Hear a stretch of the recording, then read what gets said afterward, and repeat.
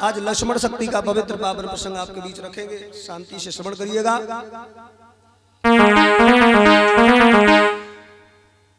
दशकंदर रावण का बड़ा पराक्रमी पुत्र था ये मेघनाद, बहुत बड़ा योद्धा।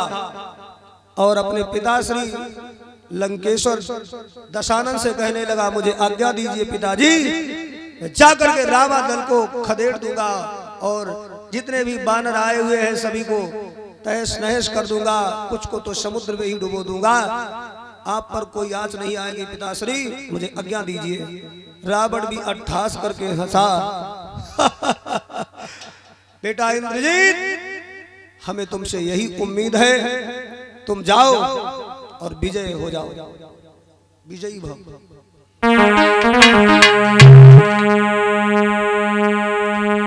कि लंका के तब नाथ से ले आज्ञा वरदान,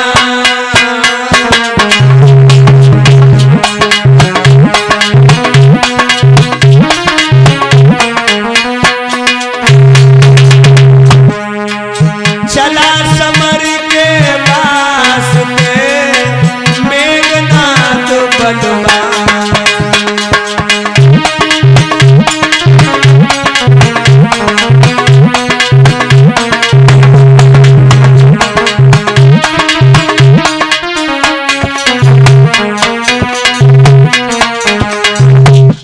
ये मेघनाद कोई साधारण योद्धा नहीं है। सुनिए, इसका डंका बजता था लंका में, 10 दिशाएं कांपती थी, इंद्र थर्राता था, देवताओं में भगदड़ मच जाती थी, ऐसा योद्धा था ये मेघनाद। जब इसका जन्म हुआ था ना, तो मेघों ने, बादलों ने गर्जन शुरू कर दी, इसीलिए इसका नाम दशानन ने रख दिया मेघनाद। बादल गरज रहे हैं बिना मौसम के। लंका में सचमुच बड़ी शर्म,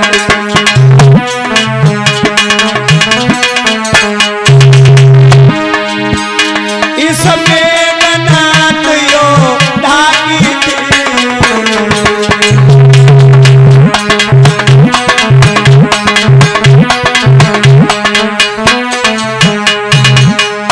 यहाँ सेना संचालक था, युवराज इसी की पदवी थी।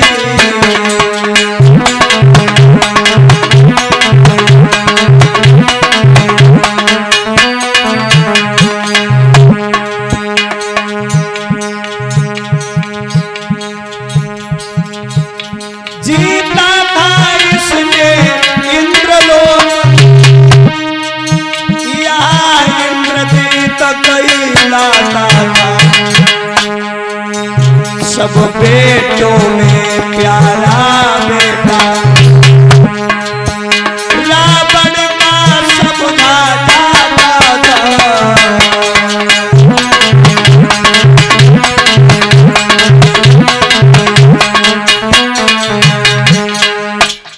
साथियों, पुरानी परंपरा रही है, जब कोई योद्धा युद्ध लड़ने के लिए घर से निकलता था तो छत्राणियां उसकी पत्नी तिलक किया करती है, तिलक करके भेजती है और तलवार हाथ में उठा करके देती है, परमात्मा से प्रार्थना करती है, मेरा सुहाग जैसा जा रहा है, मेरा पति युद्ध में वैसा ही लौट करके वापस आए और मेरे पति के हिस्से में विजयश्री हो। ऐसी प्रार्थना परमात्मा से छत्राणियां किया करती थी, देवियां किया करती थी।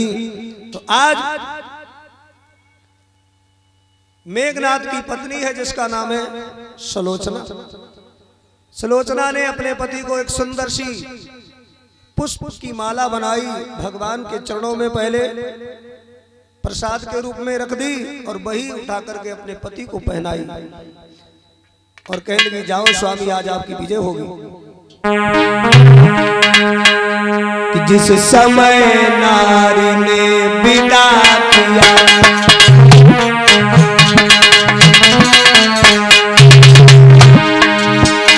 पति को जयमाल पिना करके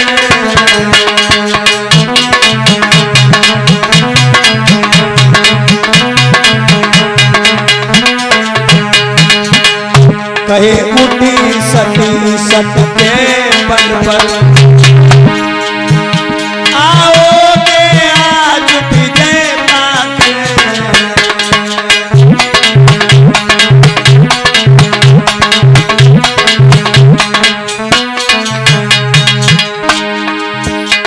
देवता घबरा गए, आज कुछ अनहोनी हो जाएगी।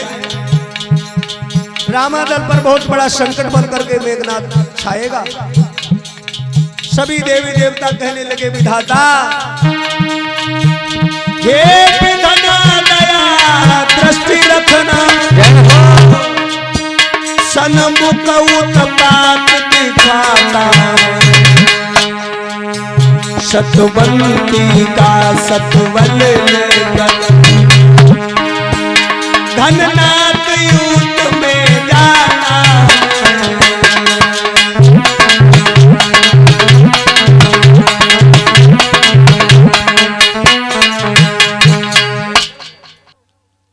मेघनाथ जब चला है युद्ध के मैदान की तरफ और आकर के ललकारने लगा, आओ तुम बानरों में कितना बल है, हम भी तो देखे लंका पर चढ़ाई कर लिए हो, समुद्र के ऊपर सुंदर सा पुल बांध दिया है, तो क्या लंका को जीतना चाहते हो?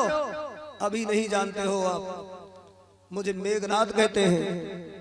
और जैसे ही ललकार लगाई है तो कहते हैं ना कि सच्चे योद्धा सच्चे छत्री अपमान नहीं सह सकते हैं, और जिनमें सुनने की चाह नहीं वो चुप कैसे रह सकते हैं। लक्ष्मण जी बड़े भ्राता श्री रघुनंदन राम के चरणों में प्रणाम करते हैं, भैया मुझे आज्ञा दीजिए, मैं इस मेघनाथ का अभी जाकर के मुंह बंद कर देता हूं।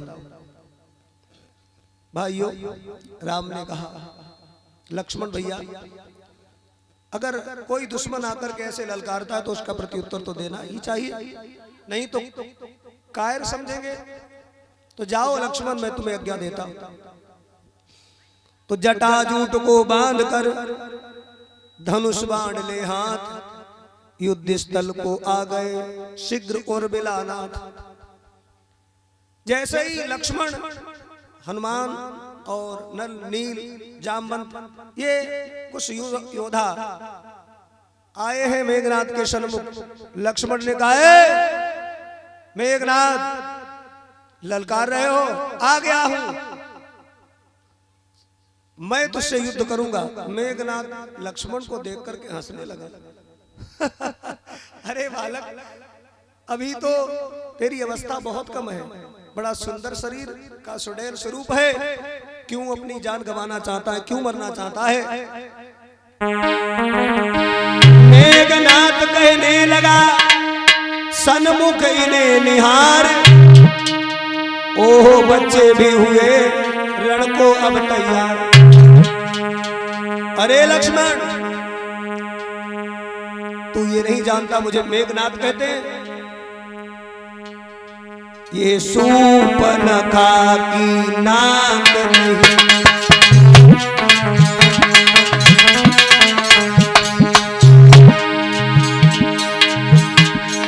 ये हमारी बुआ सूर्पनखा की नाक नहीं है जो तुमने काट दी है।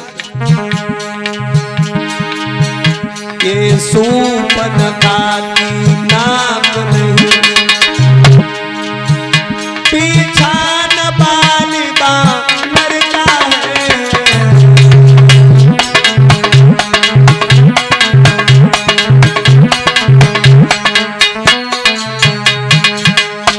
या नहीं शिकार श्रवण का,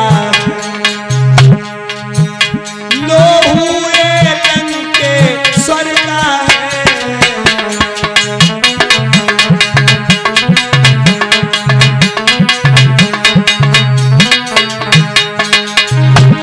अभी तो मुझे लगता है कि तेरे दूध के दांत भी नहीं टूटे हैं बालक। तुम मेघनाथ से युद्ध करने आया, मुझे तुझे मारने में प्रसन्नता नहीं होगी। जिन दांतों का सूखा न दूध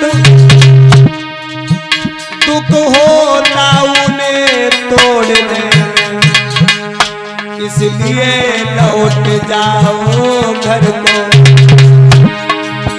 खुश है घननाथ छोड़ने में,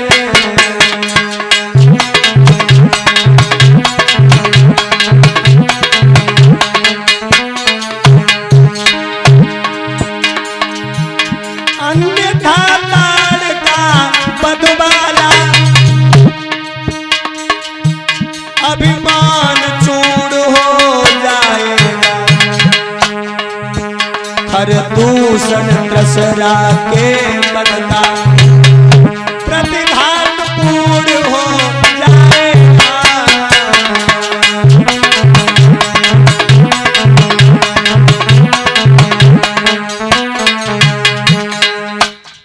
या सूप नखा की नाक नहीं पीछा न बाली बानर का है, या नहीं शिकार श्रवण का है लोहू ये लंकेश्वर का है। जिन दांतों का सूखा न दूध दुख होता उन्हें तोड़ने में, इसलिए लौट जाओ घर को। खुश है घननाद छोड़ने में, अन्यथा ताड़ का बदवाला अभिमान चूड़ हो जाएगा। खर दूषण त्रसरा के बद का प्रतिघात पूर्ण हो जाएगा। लक्ष्मण कहने लगे तुम्हें बातें ही करनी आती है? यदि सच्चे योद्धा हो तो अपनी प्रशंसा के गीत अपने आप क्यों गा रहे हो? बड़े बड़ाई ना करे बड़े न बोले बोल, और हीरा कभी कहते मेरे लाख टका है मोल। सूर समर करनी कथई कहीं न जनाब यहाँ विद्यमान रन पाई रिप कायर कथई प्रताप। यदि तुम में युद्ध करने की शक्ति है तो मैं तुम्हारे बाणों का उत्तर बाणों से ही दूंगा। पीछे नहीं हटना चाहता हूं ना तो हटूंगा, क्योंकि मैं रघुवंशी हूं। रघुकुल रीत सदा चली आई, और प्राण जाई पर बचन न जाई। मेरे भगवत प्रेमियों उसी समय लखन लाल के वचन सुन हुआ इंद्रजीत लाल। आपस में फिर भिड़ गए भैया दोनों वीर विशाल। आज धनुआ पर धनुआ खटक गए, बाणों पर बाण चलने लगे। भाइयों ये दृश्य देखने के लिए आकाश मार्ग से देवताओं की भीड़ लग रही है। धनुआ पर धनुआ खटक उठे,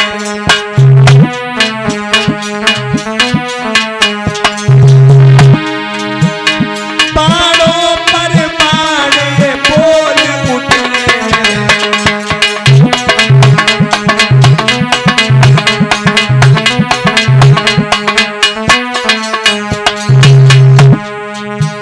वीरों का बाका युद्ध देख पृथ्वी पाताल भी डोल उठे।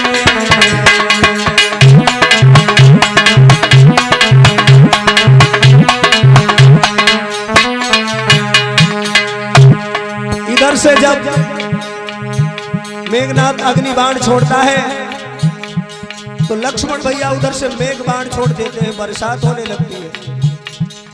इधर से जब समीर बाण जाता है तो उधर से वज्र बाण आता है। बड़ी तेजी से युद्ध छिड़ गया। दल और राक्षस दल में आमना सामना हो गया, भिड़ गए। जब कई बाण लक्ष्मण जी ने मेघनाथ के ऊपर चला दिए, मेघनाथ समझने लगा वाह जैसे हम बालक समझ रहे थे वो तो बड़ा योद्धा निकला। तब लगा सोचने क्या करिए,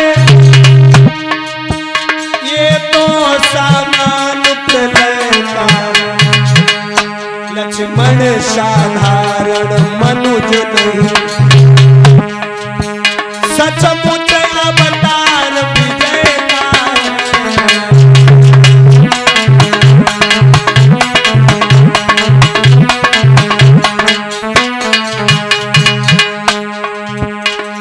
कहने लगा अब मुझे लगता है इससे मैं पार नहीं पाऊंगा। कहने लगा सावधान लक्ष्मण, तू मुझे नहीं अभी जान पाया। रावण के पुत्र मेघनाथ ने ब्रह्मास्त्र निकाल लिया और बोला, देख लक्ष्मण, यह ब्रह्म शक्ति है ब्रह्मा की, जो देवलोक से आई है। जिस समय इंद्र को जीता था,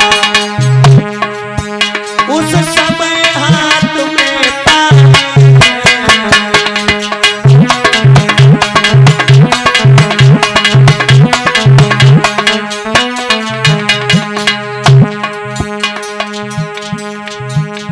इसलिए समझ वो रघुवंशी, सुन ले लक्ष्मण, इसलिए समझ वो रघुवंशी, तू आज न बचने पाएगा, या इंद्रजीत भूमंडल पर अब लखन जीत कहलाएगा।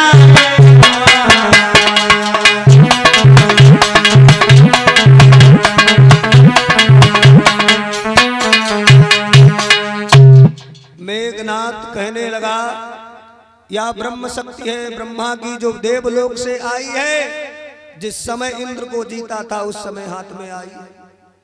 इसलिए समझ लो रघुवंशी, तू आज न बचने पाएगा, या इंद्रजीत भूमंडल पर अब लखनजीत कहलाएगा। लक्ष्मण ने कहा, अब तुम अपनी धृष्टता पर आ गए। बाण गया, मुगधर गया, गई गदा तलवार, तुमने ब्रह्मास्त्र निकाल लिया है। और ये लक्ष्मण सदैव ब्राह्मणों का सम्मान करता रहा, और ब्रह्मा जी का तो मैं अवश्य ही सम्मान रखूंगा, मान रखूंगा, भले ही मेरे प्राण क्यों ना चले जाएं धर्म के मार्ग पर, मैं इसका उत्तर नहीं दूंगा। लक्ष्मण ने हंस कर लक्ष्मण ने सहा, वो बाण जो था शक्ति का अपने सीने पर लिया है। तो समर भूमि में जब गिरे होकर लखन उदास, और मेघनाथ तब आ गया अट्टहास कर पास। मेघनाथ ने जैसे ही बाण मारा लक्ष्मण की, जाकर के छाती में वो ब्रह्मास्त्र लगता है। लक्ष्मण भैया एकदम मूर्छित अवस्था में पृथ्वी पर गिर जाते हैं। लोगों रामादल में हाहाकार मच गया। लेकिन इस समय पर मेघनाथ ने क्या किया? मेघनाथ सोचता है कि मैं अपने पिताजी को जाकर के दिखाऊंगा मैंने लक्ष्मण को मारा है। तो पिताजी ऐसे विश्वास नहीं करेंगे, तो इस लक्ष्मण को ही उठा लेता हूं। मेघनाथ दौड़ करके गया, लक्ष्मण को उठाने की कोशिश करता है। कई प्रयास किए, लेकिन भाइयों शेष अवतारी लखन को उठाना कोई मजाक नहीं है। और जब देखा वीरवर हनुमान जी ने कि ये लक्ष्मण को उठाने की कोशिश कर रहा है, आगे बढ़ करके अनंत बलवंत हनुमंत लाल जी ने मेघनाथ की छाती पर एक लात मारी। मूर्छित अवस्था में वो भी हो गया, लेकिन जैसे ही होश आया भाग गया रणभूमि छोड़ करके अपनी लंका नगरी में। इधर मूर्छित लक्ष्मण को देवादि देव हनुमान जी महाराज अनंत बलवंत अपनी गोद में ले लेते हैं लक्ष्मण भैया को, और भगवान श्री रघुनंदन राम के पास में लेकर के आते हैं। कहने लगे, प्रभु लक्ष्मण भैया की हालत बहुत ही नाजुक है। बड़े ही गंभीर रूप से आज जब ऐसे शब्द कहे हैं, राम ने आज लक्ष्मण को अपनी गोद में ले लिया और अपने भैया लक्ष्मण का सर अपनी गोद में लेकर के भगवान राम दुखी होकर के रोने लगे और आज बहुत विलाप करने लगे। भैया भैया लक्ष्मण भैया, ये क्या किया तुमने? तुम तो मुझसे कह करके गए थे कि मैं मेघनाथ को मार के आऊंगा। भैया ये तुमने क्या किया? आज तुम हमसे पहले संसार को छोड़ करके जाना चाहते हो। नहीं भैया। और राम अपने लक्ष्मण भैया के मुख पर मुख रख करके फपक फपक करके रोने लगे और कहने लगे, भैया मुझे नहीं मालूम था आज का युद्ध इतना विकराल और इतना घातक होगा। मैं तुम्हें युद्ध के लिए नहीं भेजता भैया। क्या खबर थी मुझे आज के युद्ध में, क्या खबर थी मुझे आज के युद्ध में। बाण लक्ष्मण के सीने में लग जाएगा, क्या खबर थी हमें आज के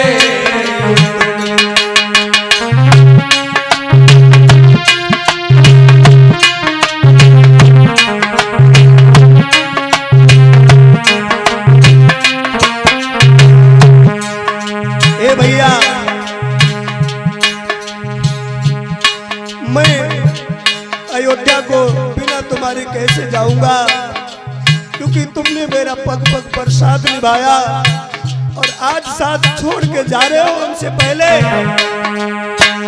अरे राम को तो वैसे भी जीवन भर दुखों का सामना ही करना पड़ा भैया। पहला दुख तो पिता के मरण का हुआ, दूसरा दुख सिया के हरण का हुआ।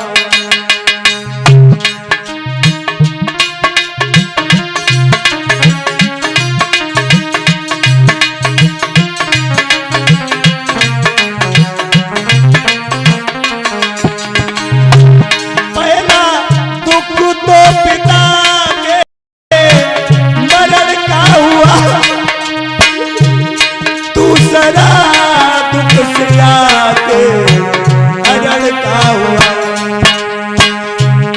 तीसरे भैया तुम भी चले छोड़कर, तीसरे भैया तुम चले छोड़कर। तेरी गम में मेरा गम निकल जाएगा, क्या खबर थी हमें आज के।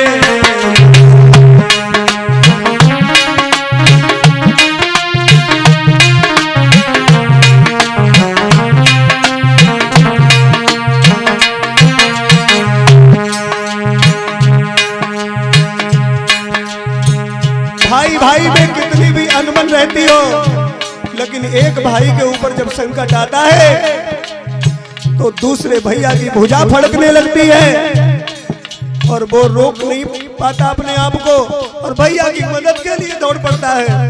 लेकिन लक्ष्मण, अब मेरी मदद में कौन आएगा? तुम तो मुझे छोड़ करके जा रहे हो। और राम रोने लगे, भैया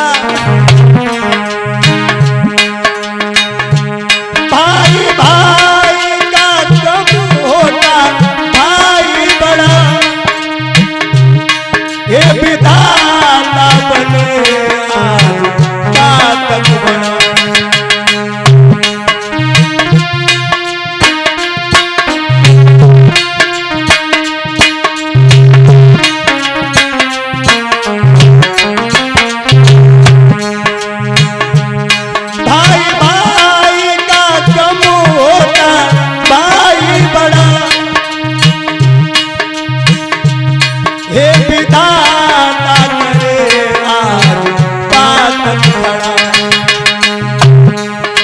अपनी नजर का इशारा जरा कर दे, अपनी नजर का इशारा जरा। उजड़ा गुलशन ये पल में संभल जाएगा, खबर थी हमें आज के तुम।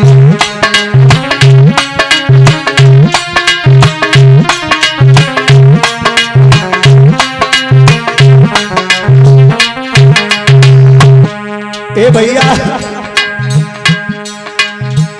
मैं कैसे समझाऊं?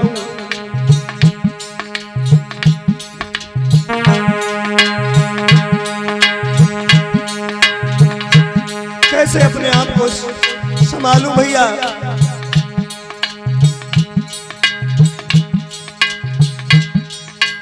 पुत्रादिक सब पालते मुंह देखे की प्रीति, भाई से भाई सदा करता सच्ची प्रीति।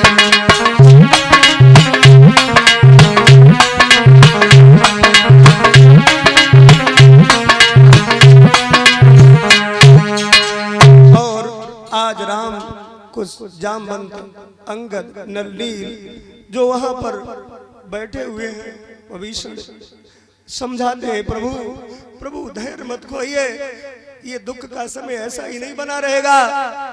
राम कहते हैं मेरा भैया मुझे प्राणों से अधिक प्रिय है, आज तो परमात्मा मेरे ऊपर संकट का घना घोर बादल ही ढह गया। और बोले हैं कि बिजली सी मुझ पे टूटी, हे भैया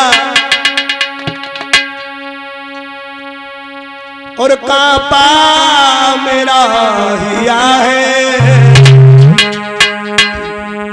सीते का गम नहीं है जो तूने गम दिया, सीते का गम नहीं है जो तूने गम दिया।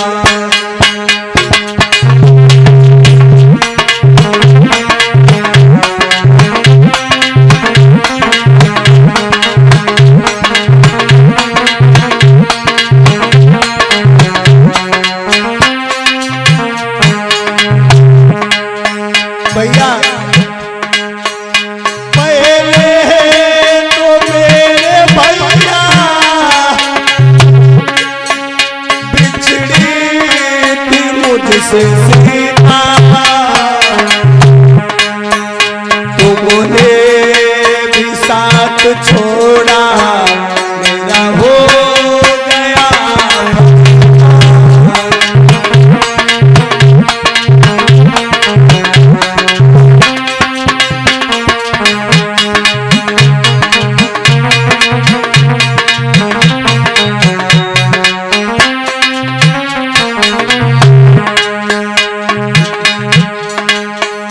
जब सीता नहीं मिलेगी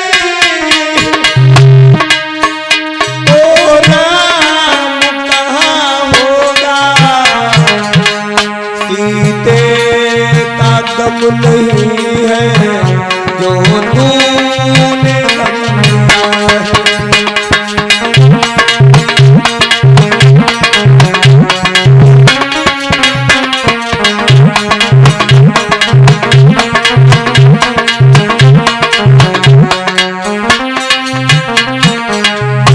और ये मेघनाथ आज लंका में अपनी प्रशंसा जाकर के करेगा।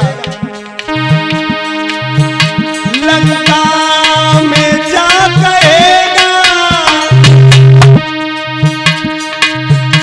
लक्ष्मण को मार आया,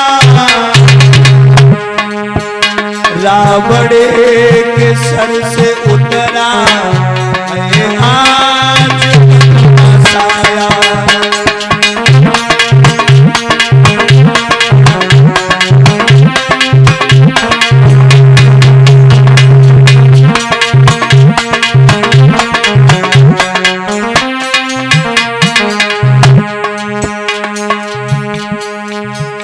क्या इसीलिए तू आया लक्ष्मण, क्या इसीलिए तू आया, मेरा दीपक बुझा दिया है, सीते का गम नहीं है जो तूने गम दिया।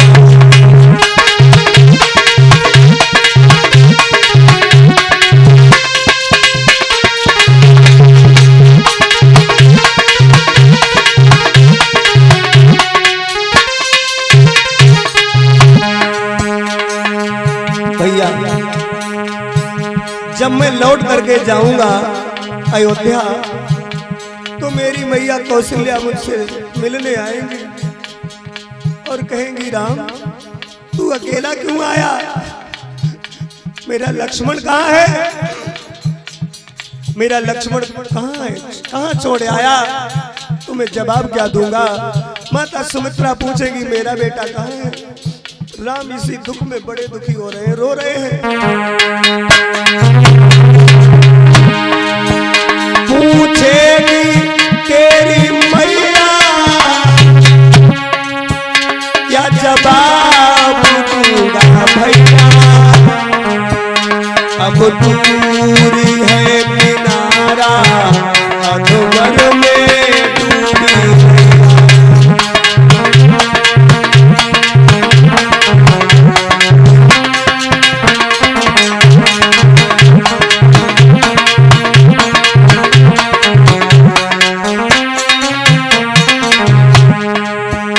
जब मेरी नाव समुद्र में आ गई, अब मेरा खिवैया नहीं रहा। जब युद्ध की भूमि पे आ गया हूं तब मेरा लक्ष्मण वीर मुझसे अलग हो रहा है। जब कोई नहीं खिवैया तब तू भी चल दिया है,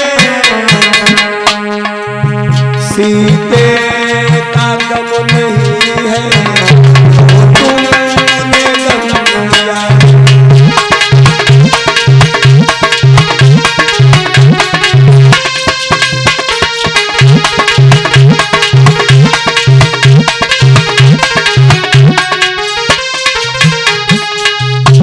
अरे उठ लक्ष्मण, तेरा भैया तुझे बुला रहा है। अरे आंखें खोल भैया, भैया आंखें खोलो। और कहने लगे हैं राम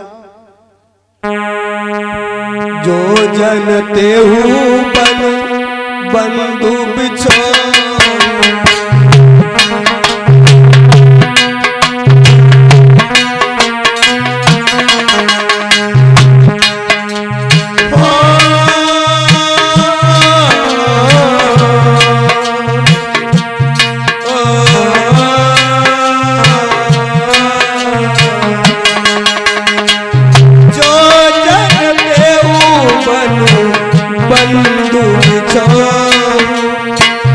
पिता बचन मन तेऊ नहीं हो।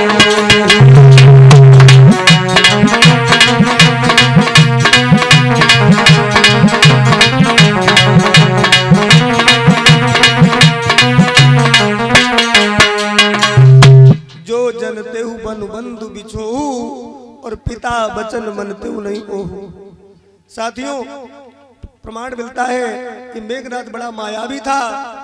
एक बार चारों भैया सरयू नदी में अयोध्या में स्नान करने के लिए गए। मेघनाथ और लक्ष्मण से खतरा था, इसलिए मेघनाथ सरयू नदी में मगर बन करके आया। अंदर ही अंदर तीनों भाइयों को तो छोड़ दिया, इस मेघनाथ ने मगरमच्छ बन करके लक्ष्मण का पैर पकड़ लिया और एक अंदर को घसीटने लगा सरयू नदी में। तो तब तक राजा दशरथ आ गए। उन्होंने इन तीनों भाइयों से कहा लक्ष्मण को जल्दी से बचाओ। लक्ष्मण को खींच करके लाए तो साथ में इसने पैर नहीं छोड़ा, खींच करके बाहर आ गया। तो लक्ष्मण का पैर तो छोड़ दिया, लेकिन राम जी ने धनुष उठाया और बाण लिया और बोले मैं इस मगरमच्छ का वध कर दूंगा, मार डालूंगा इसे। राजा दशरथ ने राम को रोक दिया, बेटा ये जलीय है, ये जीव, इनकी हत्या ना करो, जाने दो इसे, ये जली जंतु है। और मेघनाथ जो था, जो मगरमच्छ का रूप था, वो गहरे जल में जाकर के समा गया। राम ने उसे पहचान लिया था, ये मेरे भैया का शत्रु है, ये मेघनाथ है। लक्ष्मण कहते हैं, ध्यान देना, लक्ष्मण कहते हैं भैया तुमने उसे छोड़ क्यों दिया। राम ने कहा वो तो पिताजी ने छुड़वा दिया इसलिए छोड़ दिया। आज राम को वही बात याद आ रही है। वो कहते हैं यदि मैं जानता कि आगे चल करके ये मेरे भैया के लिए दोबारा से संकट बनेगा तो मैं उस समय अपने पिता राजा दशरथ का वचन का पालन नहीं करता। जो जनतेहु बनु बंधु बिछोहु, तो पिता वचन मनतेहु नहीं ओहु, उस समय नहीं मानता। कोई भी अगर बीमारी ढंग से ठीक ना हो तो धीरे धीरे दब जाती है, लेकिन जब मौका मिलता है उसके अनुकूल वातावरण आता है तो वो बीमारी दोबारा से उखड़ पड़ती है। ऐसा ही ये मेघनाथ भी आज मेरे भैया पर संकट बन करके कहर ढा गया और बोले, राम भैया अब काहे को मुझे रुला रहे हो, उठो। अरे उठ जाग मुझे पहचान, ओ लक्ष्मण वीर वीर।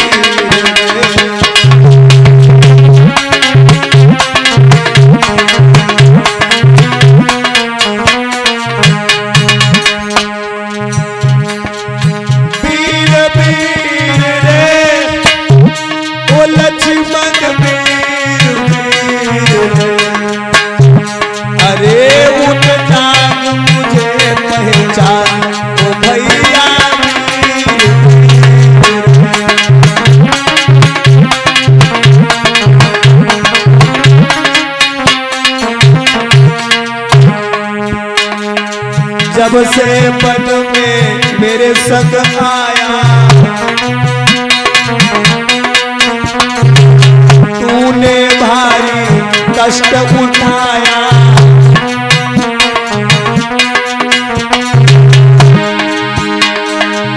रक्षा करने आया मेरी, रक्षा करने आया मेरी। अरे बन के पूरन धीर धीर, ओ लक्ष्मण वीर वीर।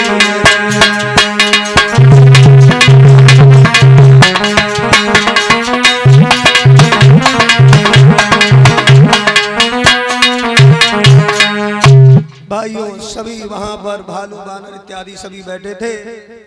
राम ने कहा यदि मेरा भैया नहीं बचेगा, मेरा भैया मुझे उठ करके निहारेगा नहीं, मुझे गले से नहीं लगाएगा, तो ये राम भी इस समुद्र के तट पर ही अपने प्राणों को छोड़ देगा।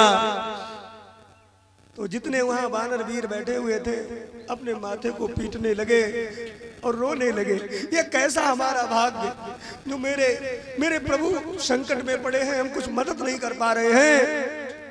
कहते थे बड़े बड़े योद्धा,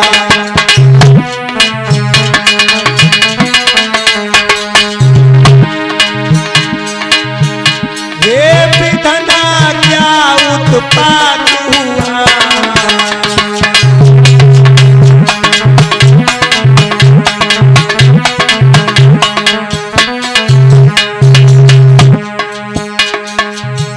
रघुकुल पर कुल का पात हुआ, कपितल पर बाजा पात हुआ।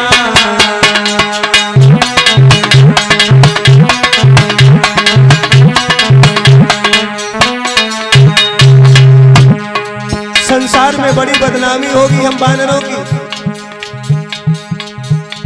संसार तो ये कहता होगा और कहेगा कि वैसे राम युद्ध करने लंका नहीं जाते, लेकिन इन वानरों ने भड़काया राम को लेकर के गए, मदद में रहेंगे, लेकिन आज कोई मदद में नहीं है। तो इसलिए हम लोगों को धिक्कार है। संसार कहेगा वानरों ने वन में बहकाए रघुवंशी, बनरे तो वन को भाग गए, सब कुछ खोए रघुवंशी।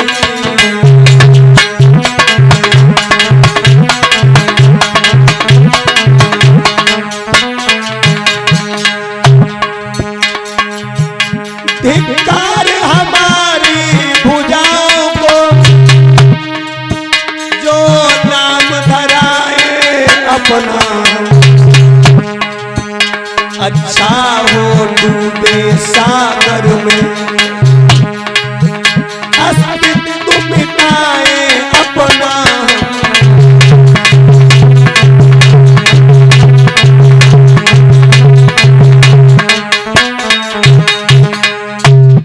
राम कहते हैं लक्ष्मण, लंका में मैं चढ़ आया हूं, हे तात तुम्हारे ही बल पर मेरी जय का संपूर्ण भार है, भ्रात तुम्हारे ही बल पर।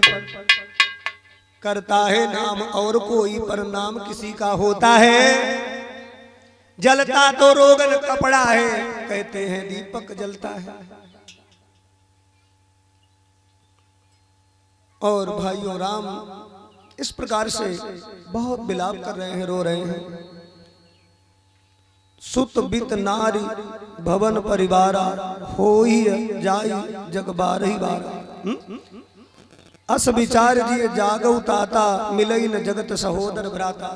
अब देखो यहाँ पर कई प्रकार की शंकाएं होती हैं। सहोदर उसे कहा जाता जो एक उदर से पैदा हुए हों, एक उदर से जन्म लेने वाले को सहोदर कहा जाता है, सगो भाई। क्या राम के लक्ष्मण सगे भाई थे? एक ही कोख से पैदा हुए थे, एक ही मां के दोनों हैं? नहीं, राम कौशल्या मैया के पुत्र हैं और लक्ष्मण किसके हैं? सुमित्रा के। सुमित्रा के लक्ष्मण हैं और राम कहते हैं मिलहि न जगत सहोदर भाई। अब देखो यहाँ पर लक्ष्मण शक्ति में कई प्रकार की शंकाएं आती हैं, तो शंका ना करो। सहोदर यानी एक ही उदर से उत्पन्न हुए हो। ये जो विश्व ब्रह्मांड दिखाई देता है सब परमात्मा का है और सब परमात्मा के ही संतान है, परमात्मा के ही बच्चे हैं। राम भी परमात्मा ही है।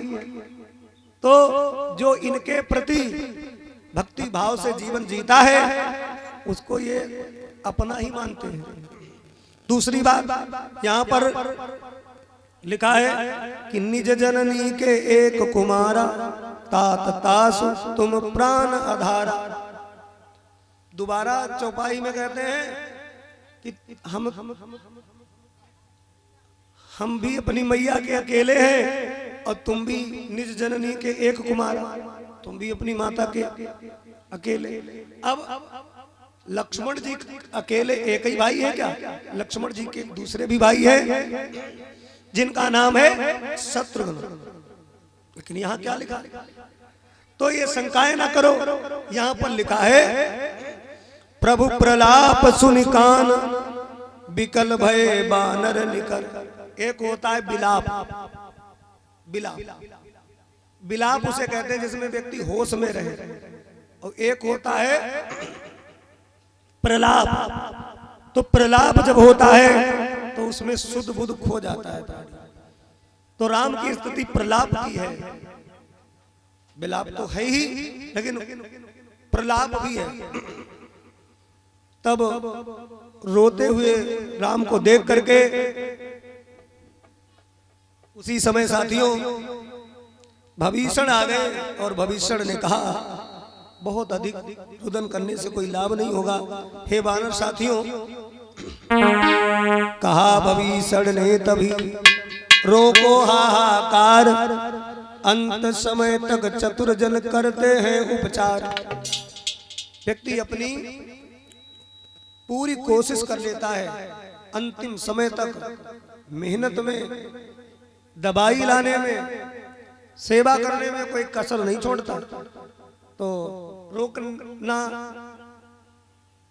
है इस समय को तो नहीं रोक पाओगे, परंतु उपचार करने के तरीके तो खोज सकते हैं हम सब लोग। तो बोले बताओ ऐसा कोई है वैद्य, ऐसा कोई है हकीम, ऐसा कोई है इलाज करने वाला डॉक्टर, मिल पाए तो कहीं बताओ।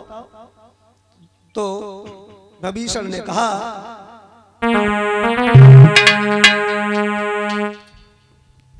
मैं जितना जानता हूं उससे कई गुना ज्यादा विद्वता में आगे हैं जामवंत। जामवंत इस पूरे क्षेत्र का हाल जानते हैं। तो जामवंत से सलाह लीजिए। तो बड़े बुजुर्ग थे जामवंत, तो जामवंत से पूछा तो जामवंत ने कहा एक सुसेन नाम का वैद्य रहता है इसी लंका में। जामवंत कहे वैद्य सुसेना, लंका राय को पटय लेना। कोई लंका में जाए और वैद्य सुसेन को लिवा लाए,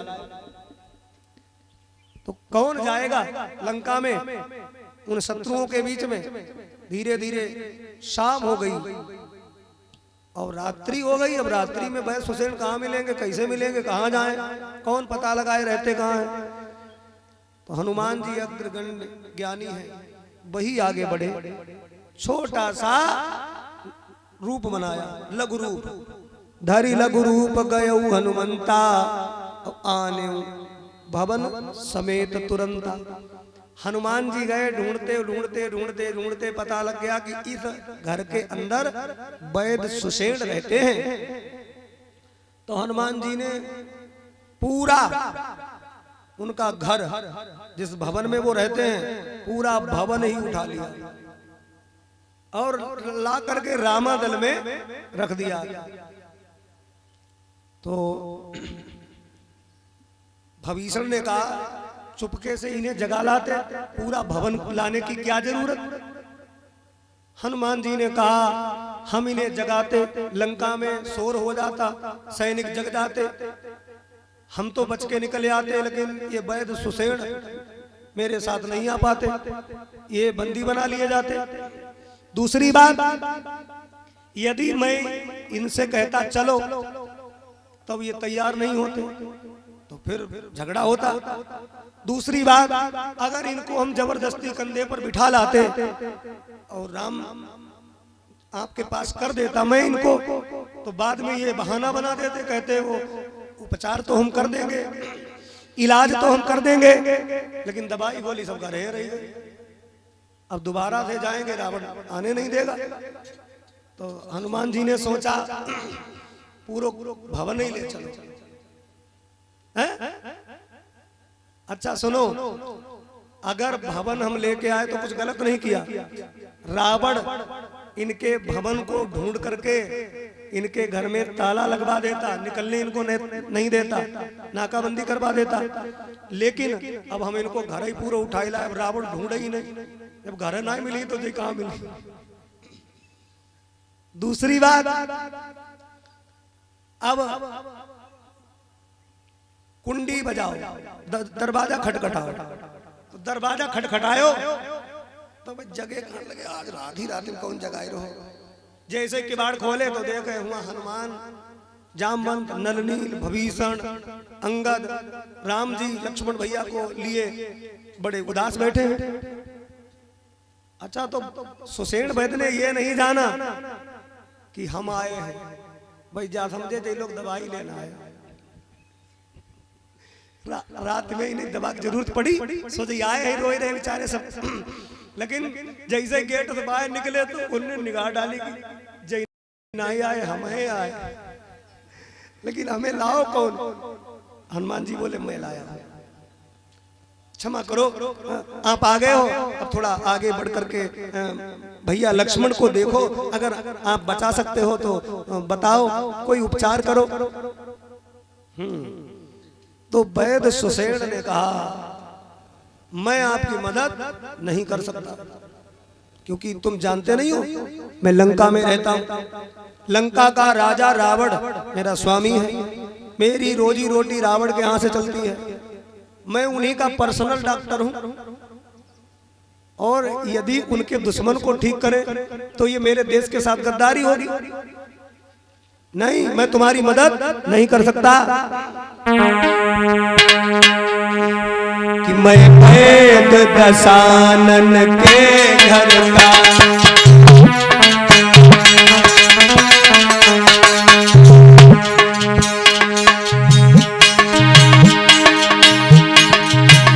किस तरह आपका काम करूं,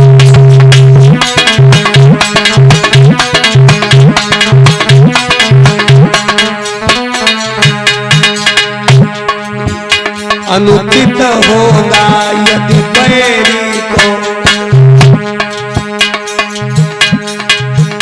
लंकापति के आराम करूं।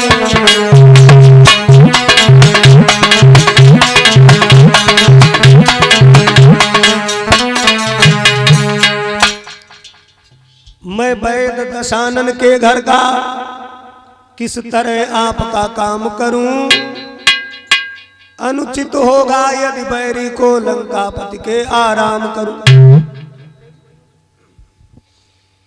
जिसमें प्रत्यक्ष बुराई हो कैसे वह कर्म किया जाए। हे राम ये आज्ञा देते हो तो अधर्म कैसे किया जाए। ये तो सरासर अधर्म मेरे द्वारा करवा रहे हो राम। भगवान राम ने कहा वैद सुषेण हमसे कहते हो मैं तुमसे अधर्म करवा रहा हूं। यह सुनकर के चौंक उठे रघुराय। धर्म छोड़ने की कभी रामन देगा राय। मैं अपने प्राण धर्मों के लिए छोड़ सकता हूं लेकिन मैं तुम्हें अधर्म पर नहीं चलाऊंगा। लेकिन वैद सुषेण मैं तुमसे एक बात पूछता हूं। वैद का धर्म क्या है। डॉक्टर का धर्म क्या है। कोई द्वारे पर उपचार कराने आए, कोई दवा लेने आए, कोई बीमारी से पीड़ित हो और डॉक्टर के पास में दवा लेने आए तो डॉक्टर का जवाब ये होना चाहिए तुम हमारी पार्टी के इंसान नहीं हो, हम तुम्हें इलाज नहीं करेंगे। क्या जात बिरादरी देख करके दवा देते हो। यदि ऐसे तुम इलाज करते हो तो तुम्हारा सबसे बड़ा अधर्म है। धर्म तो तुम्हारा यह है कि तुम्हारी वाणी से, तुम्हारे कर्म से, तुम्हारे ज्ञान से, तुम्हारे व्यवहार से जिसे हो सके उसे आराम मिले। और रही बात मेरे लिए तो मैं सच बताऊं, जिस धर्म है तू निज राज गया।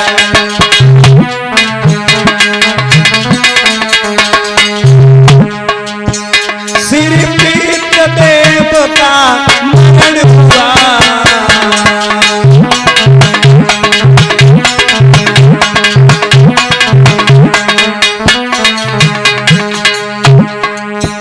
जिस धर्म है तू प्रिय भरत छुपा। सीता प्यारी का हरण हुआ।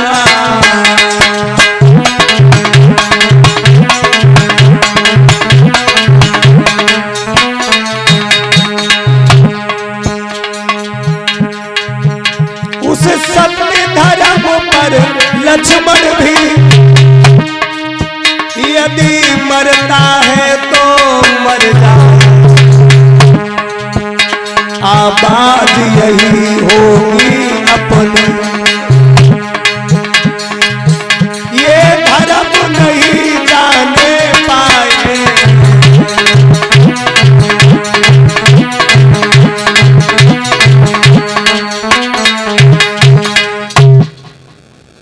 और मैं तो हमेशा धर्म का पालन करता रहा। मेरे रघुवंश में धर्म के पालन करने वाले ही तो हुए। और बताया कि रघुकुल की सर्वदा से संतान धर्म पर है। ये धर्म का नाम जो आप कह रहे हो शायद आप जानते नहीं हो। मेरे वंश में धर्म को मानने वाले कैसे हुए। मेरे भैया के प्राण निकलते हैं तो निकल जाए लेकिन आप अपना धर्म भूल गए हो। जैसे ये बात भगवान राम ने समझाई है उसी समय सुषेण वैद ने कहा प्रभु क्षमा करो, मैं तो आपकी केवल परीक्षा ले रहा था। और तो कहा कि मैं देखता हूं। सुषेण ने ऐसे नवजत को देखा, बोले अभी प्राण है, केवल मूर्छित हुए हैं ब्रह्म शक्ति के द्वारा। तो अगर कोई यहां से चला जाए द्रोणागिरी पर्वत पर और वहां से एक संजीवनी नाम की बूटी है और ढूंढ करके खोज करके अगर कोई मुझे ला करके रातों रात दे दे, सूर्य उदय ना हो पाए उससे पहले लक्ष्मण को घोल करके पिला दी जाएगी तो लक्ष्मण भैया के प्राण बच सकते हैं, अन्यथा नहीं। अब भाइयों दूसरा संकट ये हो गया कि जाएगा कौन? द्रोणागिरी पर्वत यहां तो नहीं नजदीक है। अब जरा समझो, भारत भूमि और भारत भूमि से 100 योजन समुद्र और उसके पार लंका, और लंका में राम जी लक्ष्मण को लेकर के रो रहे हैं। कितनी दूरी? और द्रोणागिरी पर्वत उत्तराखंड की पर्वत श्रृंखलाओं में ही पड़ता है, तो कौन जाएगा? मैं लाता हूं रघुराई, इस तरह बोल उठे हनुमान, तभी भविष्य ने दिया सारा पता निशान। जाओ हनुमान, तुम ही ऐसा कार्य कर सकते हो। चले हैं,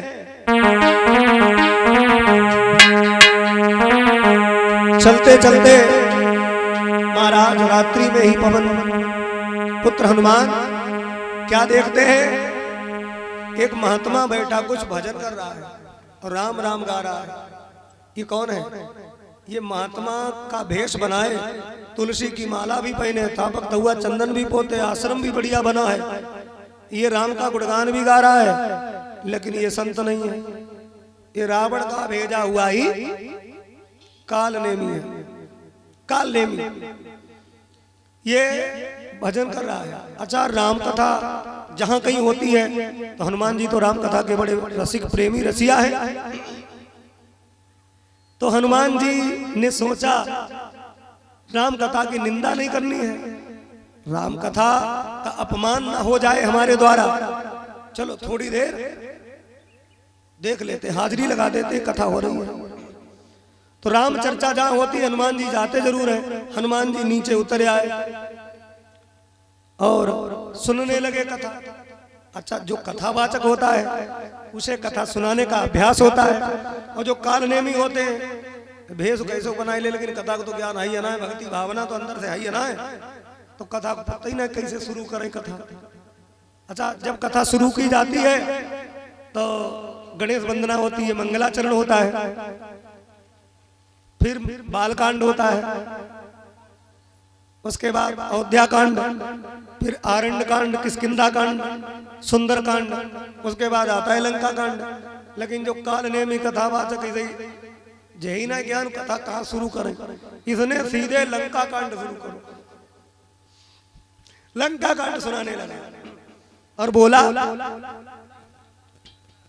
क्या? होत महारन रावण राम ही, जीती है रामन संशय आम। अच्छा, सुनाया क्या कि इस समय पर बहुत बड़ा युद्ध हो रहा है लंका में, और रामा दल की ये कथा सुनाते सुनाते बोला कि जीती है रामन संशय आम। तो कथा सुनते सुनते सुनते सुनते हनुमान जी को प्यास लग गई। बोले जब कैसी कथा हो, जो इसमें प्यास बुझ नहीं रही और प्यास लग रही है। जब काल ने भी कथा सुनाई तो प्यास ही लगी, बुझी थोड़ो प्यास, मन तृप्त ही नहीं हुई। हनुमान जी कहने लगे भाई मुझे मुझे मुझे कुछ जल मिलेगा? तो कहा कि जल नहीं, हम तुम्हें जल पात्री दे देंगे, लेकिन ऐसे नहीं देंगे, हम तुम्हें शिष्य बनाना चाहते हैं। जाओ, यहाँ पड़ोस में सरोवर है, स्नान करके आओ, फिर हम तुम्हें मंत्र देते हैं, हमारे शिष्य बन जाओ, कान फूंक देंगे, ऐसा मंत्र देंगे, जीवन में याद करोगे। तो हनुमान जी का वो समय बर्बाद कर रहा है, यानी वो चाहता है कि ये पहुंच ही ना पाए संजीवनी बूटी लेने, और समय पूरा हो जाए, सूर्य भगवान उदय हो जाए, इसीलिए वो फंदा बना रहा है, कह रहा है कि हम तुम्हें मंत्र देंगे, हमारे शिष्य हो जाओ। हनुमान जी सोचने लगे चलो हम शिष्य ही बन जाते हैं, क्या है ऐसी बात बता रहा है। पड़ोस में सरोवर था, उसमें स्नान करने के लिए जैसे ही पहुंचे हैं तो हनुमान जी ने जैसे डुबकी लगाई तब तक एक मगरी ने आकर पैर पकड़ लिया। मगर ने पैर पकड़ लिया, हनुमान जी का पैर मगर ने पकड़ लिया और छोड़ नहीं रही है वो मगरी, मगर पैर छोड़ नहीं रहा है। हनुमान जी निकलने का प्रयास करते हैं मगर निकल नहीं पा रहे हैं क्योंकि मगर ने पैर पकड़ कर रखा है। अच्छा भैया, हनुमान जी का पैर पकड़ लिया है मगर ने, तो केवल हनुमान जी का ही नहीं, अच्छे भले काम के लिए निकलो तो 20 बाधाएं आती हैं। कथा हो रही है, अच्छो काम हो रहा, भगवान की कथा सुनने के लिए बहुत लोग आ गए। अब बहुत से लोग 2 दिन बाद पछते ही, और उनसे पूछो के भैया गांव कथा होती रही और तुम कथा सुनन ना आए, कान लगे औते था भैया, लेकिन मगर वो गन्ना बन लग रहा है। औते तो भैया मगर रिश्तेदारी में चले गए। कथा की तो बड़ी इच्छा थी सुनने की, लेकिन मगर आए ना पाए। यानी मगर पैर पकड़ लेता है तो अच्छे भले काम में बाधा हो जाती है, नहीं पहुंच पाते उस मंजिल तक। और भाइयों, हनुमान जी ने मगर के चक्कर में ना पड़े, मगरी को ही महाराज पछाड़ दिया। और जो मगरी को पछाड़ देता है तो फिर मगर और तगर, किंतु परंतु लेकिन ये कुछ काम नहीं आते, काम सफल होता है। जैसे ही मगर को पछाड़ा, उसमें से एक दिव्य अप्सरा प्रकट हो गई, उसी ने रास्ता बताया। अब देखो समझने वाली बात, जिस मगर के कारण तुम कथा में आ नहीं पाए रहे, अब मगर छोड़ो, अरे जाएंगे, जब काम तो रोज होते रहेगा तो फिर रास्ता ऑटोमेटिक निकलता चला जाएगा, कथा में आ जाओगे, और नहीं तो मगर के चक्कर में पड़े रह जाओगे। तो उस देवी स्वरूपा जो अप्सरा थी, उसने कहा हनुमंत लाल, मैं एक स्वर्ग की अप्सरा हूं, मुझे तो श्राप के कारण मगरी बनना पड़ा, लेकिन तुम काहे इसके चक्कर में पड़े हो? ये काल नेमी है, कोई शुद्ध महात्मा नहीं है, ये कोई अच्छा कथावाचक नहीं है, ये रावण का भेजा हुआ तुम्हारा समय बर्बाद कर रहा है। हनुमान जी ने कहा अच्छा देवी। इतना ज्ञान होने के बाद हनुमान जी लौट करके आए और कहने लगे गुरुजी, अब आप हमें शिष्य बनाओ। जैसे ही महाराज मांगा जलते ही दीन कमंडल, तो कमंडल जैसे ही बढ़ाया, हनुमान जी ने कहा कमंडल तो शिष्य को दिया जाता है, तो हमें आप शिष्य बनाओगे? काले भी बोला बिल्कुल बनाएंगे, कान करो इधर। हनुमान जी ने कहा शिष्य बाद में बनाइयो, पहले दक्षिणा ले। काले में बोला पहले दक्षिणा थोड़ी दी जाती है गुरु जी को, दक्षिणा बाद में दे चेला, पहले मंत्र ले हमसे। हनुमान जी ने कहा हम कुछ अलग टाइप की दीक्षा ली, हम मंत्र बाद में ली, आप गुरु जी बाद में बनाई, पहले दक्षिणा दी। दक्षिणा कौन मना करते? काले में बोल लाभ। हनुमान जी आगे बड़े, विकराल रूप बनाया, एक छात मारी, काले भी धड़ाम से गिरा। और मेरे भक्त भगवत प्रेमियों, सिर लंगूर लपेट पछाड़ा और निज तन प्रकट मरती बारा। हनुमान जी के मुक्के का प्रहार वो कैसे सहन कर पाता? असली वेश में आ गया, हनुमान जी ने उस पर गदा का प्रहार किया, उसका नाम सत्य हो गया।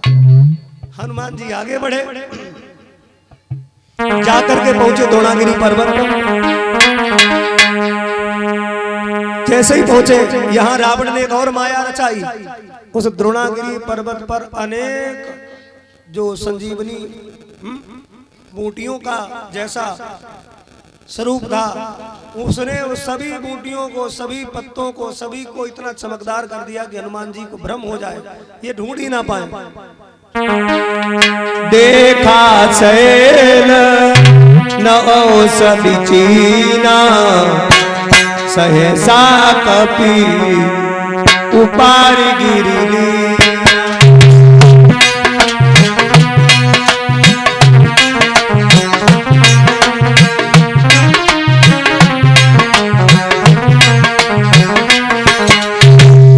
हनुमान जी देखते रहे, सोचते रहे कौन सी है, कौन सी है, कौन सी है वो, कौन सो बिरवा है, कौन सो ले जाए। बड़े थक गए, ढूंढते ढूंढते पल्ले ही नहीं बात पड़ी, और मन में सोचने लगे अगर एक हम यहाँ से ले जाए पौधा, और इतनी बड़ी यात्रा करके आए, राम जी के पास पहुंचेंगे, अब वो देखेंगे, कहेंगे सुसेन ये नहीं है, तुमने गलती कर दी, दोबारा से जाओ। जब तक दोबारा चक्कर लगाएंगे तब तक सूर्य भगवान उदय हो जाएंगे, तो सब किए कराए पर पानी फिर जाएगा। इसलिए हनुमान जी ने सोचा ऐसा करो पूरा मेडिकल ले चलो उठाए। तो मेरे भगवत प्रेमियों, हनुमान जी ने पूरा पहाड़ ही उखाड़ लिया और लेकर के चले, बोले जय श्री राम। और बड़ी तीव्र वेग से हनुमान जी लेकर के वो पहाड़ आ रहे हैं। अच्छा, जा रहे थे लंका और पहुंच गए अयोध्या। अयोध्या पहुंच गए तो किसी ने कहा हनुमान जी अयोध्या क्यों पहुंच गए? लंका जाना चाहिए, अयोध्या क्यों पहुंच गए रात्रि में? क्या हनुमान जी रास्ता भटक गए? तो हमने कहा जय समझो। तो बोले हनुमान जी रास्ता भटक गए। तो हमने कहा रास्ता भले ही भटके हुए लेकिन पहुंचे अच्छी जगह। अरे ऐसो रास्ता भटकनो ना कहो जा, अगर रास्ता भटको तो भगवान के मंदिर में पहुंच जाओ। और आजकल लिख लोग रास्ता भटका तो सीधे दारू ठेका पर चले जाए। बोले भैया जवैया ना रहा, लेकिन क्या बताऊं वो थोड़ो रास्ता भटक गए थे, पहुंच गए वहां। रास्ता भटक गए तो जुआ में बैठ गए, रास्ता भटक गए तो चिलम खींचन लगे। हनुमान जी देखो रास्ता तो भटके लेकिन पहुंचे कहां? श्री धाम अयोध्या राम जन्म भूमि। सोचने लगे दुनिया, महाराज हनुमान जी कहते हैं कि दुनिया आती है राम लला के दर्शन करने राम जन्म भूमि में, और जहां भगवान बैकुंठ से नीचे उतर आए भैया कौशल्या को दर्शन देने के लिए, वहां ये हनुमान ऊपर ऊपर कैसे चला जाए? थोड़ा इस भूमि की रज को भी प्रणाम कर ले। इसलिए हनुमान जी उधर से ही निकले, ऊपर से जा रहे थे। अयोध्या में रात्रि में सैनिकों की ड्यूटी थी, देख रहे थे कि कौन कहाँ आई। देश की सुरक्षा में ये जवान जो होते हैं ना, ये रात्रि में भी नहीं सोते। मिलिट्री फोर्स वाले देश की सुरक्षा में ये रात्रि में भी जगते रहते हैं। कोई बाहरी आक्रमणकारी देश में सेंध ना लगा दे, कोई आ ना जाए। तो सभी चौकन्ने बैठे हुए थे। देखा कोई बहुत बड़ा पहाड़ लिए जा रहा है। अब उन्हें तो नहीं मालूम था सैनिकों को कि ये कोई राम भक्त हनुमान है। उन्होंने जाकर के भरत भैया से कहा, भरत भैया, भरत भ्राताश्री, महाराज भरत, कोई बहुत बड़ा कोई मुझे राक्षस दिखाई दे रहा है कि कोई बहुत बड़ा पहाड़ लेकर के आ रहा है और वो अयोध्या के ऊपर डाल देगा। तो सोते हुए अयोध्या के कितने नर नारी मरेंगे इसका अंदाजा लगाना मुश्किल। चलो भरत भैया चलो। भरत भैया नंदीग्राम में थे, धनुष बाण लिया, चल पड़े। और भीषण की तरह बुद्धिमान है भैया भरत भी, इतने बुद्धिमान है। उन्होंने मारना तो चाहा बाण, लेकिन सोचा कि पता नहीं कौन है, इसका कोई अंदाजा तो नहीं है, राम भगत ही तो ना हुआ, क्या करे। तो उन्होंने आगे का जो नुकीला भाग होता है जिसको फल बोलते हैं वो निकाल लिया। बोले हम दंड दे सकते हैं, हम फल नहीं दे सकते, फल देना तो राम के हाथ में है। चलो घायल करते हैं, देखते हैं कौन है। तो देखा भरत विशाल अति निश्चर मन अनुमान,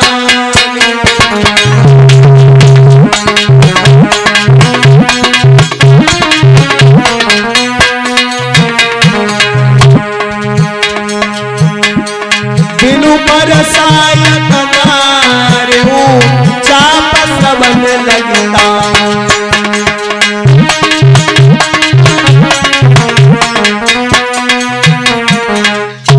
देखा भरत विशाल अति निश्चर मन अनुमान, सोचा कोई राक्षस है। बिनु फर सायक मारे चाप श्रवण लगी, कान तक खींच करके डोरी को बाण छोड़ा, हनुमान जी की छाती में लगा। और जैसे ही छाती में लगा तो हनुमान जी को मूर्छा आ गई। परे मूर्छि महिला गत सायक, देखो मूर्छित अवस्था में आकर के धड़ाम से अयोध्या में गिरे। पर्वत कहीं गिरा, हनुमान जी कहीं गिरे। लेकिन हनुमान जी कितने बड़े राम भगत हैं, मूर्छित अवस्था में भी मुख से निकल रहा है राम राम राम। सुमिरत राम राम रघुनायक परयु मूरति महिला गत सायक। राम नाम का जब उच्चारण भरत भैया ने सुना बहुत चक्के से रह गए। अरे अरे अपराध हो गया, अरे ये क्या हुआ?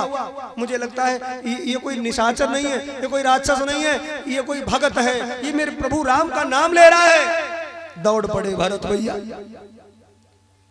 इन शब्दों के साथ ही प्रकट किया निज नाम। बताओ बताओ तुम कौन हो? अरे कुछ बोलो, कौन हो तुम? यदि मैं राम का भगत हूं, यदि राम के भगत होने में मेरी कोई कमी नहीं है, या मेरे अंदर पूर्ण रूपेण प्रभु राम भैया के प्रति मेरी श्रद्धा हो, तो इनकी मूर्छा तुरंत खुल जाए। हनुमान जी के नेत्र खुल गए। कहे डाली संक्षेप में रण की कथा तमाम। बता दिया भैया मैं हनुमान हूं, और मैंने सोचा राम जन्मभूमि के भी दर्शन करता हुआ चलूं, और मुझे तत्काल पहुंचना है भैया भरत, मुझे जाने दिया जाए, मुझे जाने दिया जाए जल्दी। भरत रोने लगे, कहने लगे एक तो मैं भैया के लिए हमेशा कुछ अच्छा ना कर पाया, कुछ बढ़िया उनके जीवन के लिए मैं कुछ कर ना पाया, मेरे कारण ही भैया को वनवास हुआ, और आज मेरे कारण ही एक और संकट आ गया।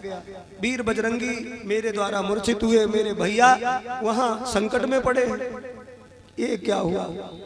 और बोले हमसे तो अच्छा मेरा भैया लक्ष्मण है, लक्ष्मण बहुत बड़ा भाग्यशाली है। बोले बड़ भागी है लक्ष्मण,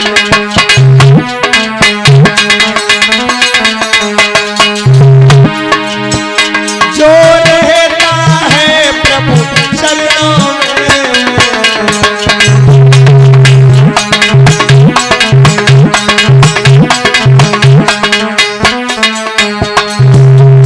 चरणों में ही अब तक है जिया, मरता भी है प्रभु चरणों में।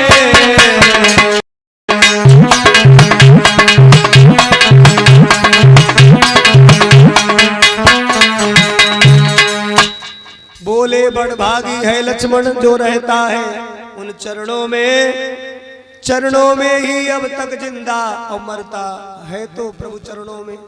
बड़ा भाग्यशाली लक्ष्मण है, मैं कितना बड़ा भागा हूँ, मैं अब कैसे मदद करूं? हनुमान देखो भैया, कौशल्या सुमित्रा कैकेयी ये सभी माताएं दौड़ करके आ गई हनुमान जी से मिलने, कुछ हाल पता लेने आ गई। लक्ष्मण जी की धर्मपत्नी उर्मिला भी आई। इसका पति मूर्छित पड़ा हो रणभूमि में, और पति पर बहुत बड़ा संकट हो, तो उसे जब सूचना मिलती है, जो पतिव्रता नारी है वो रोने लगती है। उर्मिला मुस्कुरा रही है। किसी ने उर्मिला से पूछा कि तुम मुस्कुरा रही हो, तुम्हारे पति को इतना संकट पड़ा हुआ है जीवन में? तो उर्मिला ने कहा मेरे पति पर कोई संकट नहीं है, मेरे पति पर कोई संकट नहीं है। हनुमान जी ने कहा उनके बाण लगा है, घायल है वो, और तुम कहती हो उन पर कोई संकट नहीं है, कैसे तुमने कह दिया? उर्मिला ने कहा जिसको दर्द होता है वो रोता है, मेरे पति को दर्द नहीं है क्योंकि मेरे पति सो रहे हैं, और जिसे दर्द है वो रो रहा है। रो कौन रहे हैं? राम, और सो कौन रहे हैं? लक्ष्मण, क्योंकि मेरे पति ने प्रभु की सेवा में कोई त्रुटि नहीं की, कोई कमी नहीं की। 14 वर्षों का ये वनवास जग कर सेवा करना चाहते हैं, रात्रि में भी वो सोते नहीं हैं। अब युद्ध बड़ा भयानक लड़ेंगे, तो हारे थके मेरे पतिदेव को उनके बड़े भैया अपनी गोद में लिटा करके थोड़ा आराम दे रहे हैं, मेरे पति की नींद पूरी करवा रहे हैं। ये सब लीला है उनकी, मेरे पति पर कोई संकट नहीं है, क्योंकि मेरे पति सोए नहीं है अभी तक। इसलिए भक्त को तो हर भगवान है, हर अपने भगवान की फिक्र रहती है, तो भगवान को भक्त की फिक्र रहती है। सोचा है कि लक्ष्मण को थोड़ी नींद पूरी हो जाए, इसलिए अपनी गोद में लिटा करके प्रभु उन्हें गहरी निद्रा में सुला रहे हैं। भाइयों, सबके दर्शन हुए और भरत ने कहा, अब तुम ऐसा करो हनुमान, तुम जल्दी जाना चाहते हो ना लंका, सुनो। चढ़ू मम सायक सैल समेता, पठबो तोई जहां कृपा निके।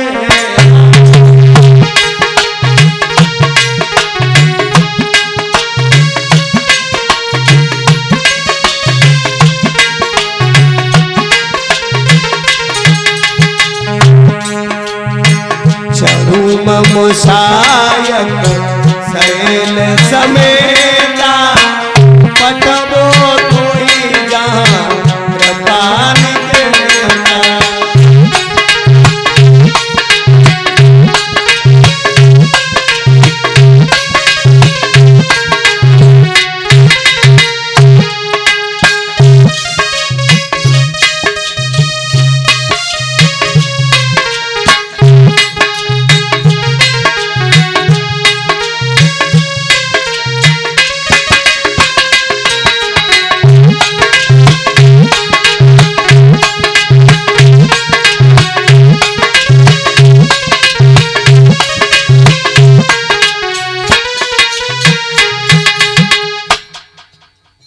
भरत भैया ने कहा, मैं अपने धनुष से एक बाण चलाऊंगा, उस बाण पर ही आप हनुमान जी सूक्ष्म रूप बना करके पर्वत लेकर के बैठ जाओ, और मैं राम भक्त भरत तुम्हें क्षण की देर नहीं लगेगी, तुम जाकर के रामादल में ही उतरोगे।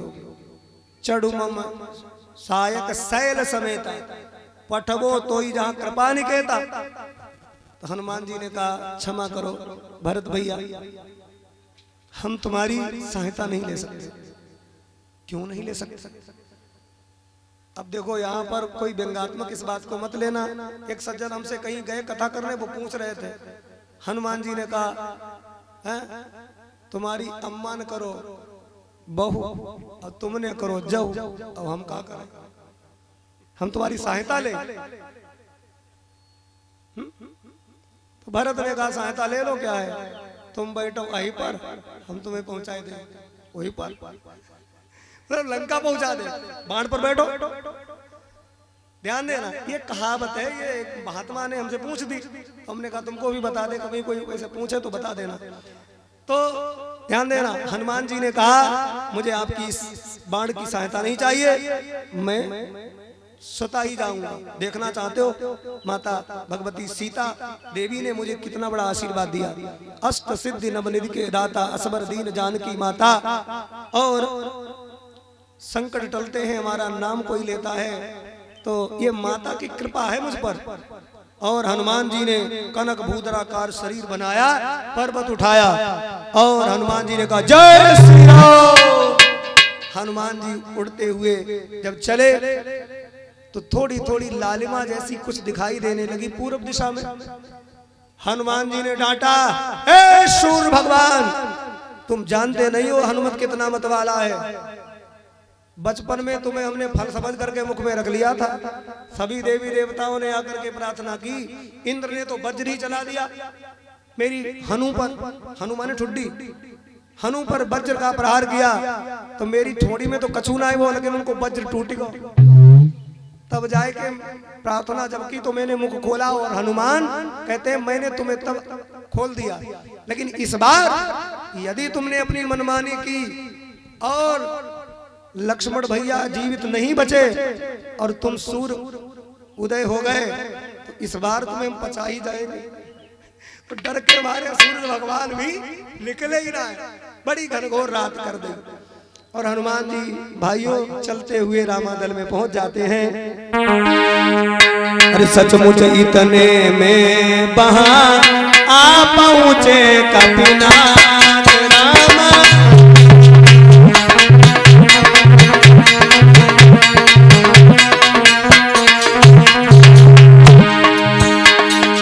ज्वाला से जलते हुए शैल खंड के साथ,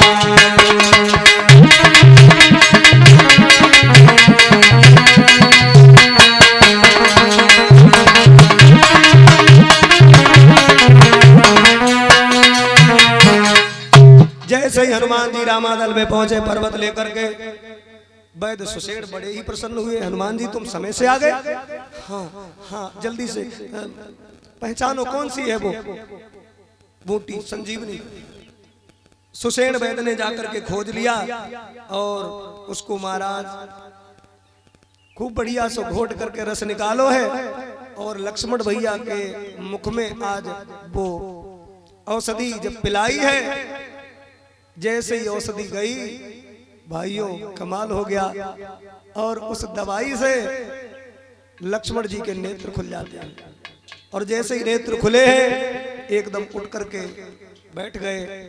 दोनों भैया आज एक दूसरे को निहारते हैं। सभी योद्धा सभी जो राम जी के भक्त थे सब खड़े हो गए और प्रेम पूर्वक संजीवनी सुषेण ने दी जब मुख में डाले।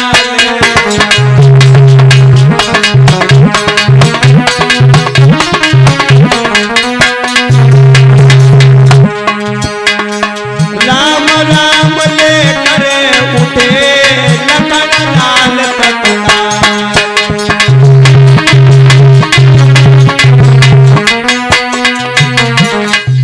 लक्ष्मण जी उठे और कहने लगे वो मेरा कहाँ गया धनुष, वो मेरे बाण कहाँ है, वो कहाँ गया मेरा। राम ने कहा भैया इतने अधीर ना हो जाओ, आज की रात्रि बड़ी भयानक थी और हनुमान जी महाराज ने कितना परिश्रम किया है। वीरवर लक्ष्मण अपने भैया को गले लगाया और हनुमान जी से कहा तुम मम प्रिय भरत भाई संभाई, तुम मेरे भरत भैया के समान हो हनुमान, तुमने बड़ी सहायता की है।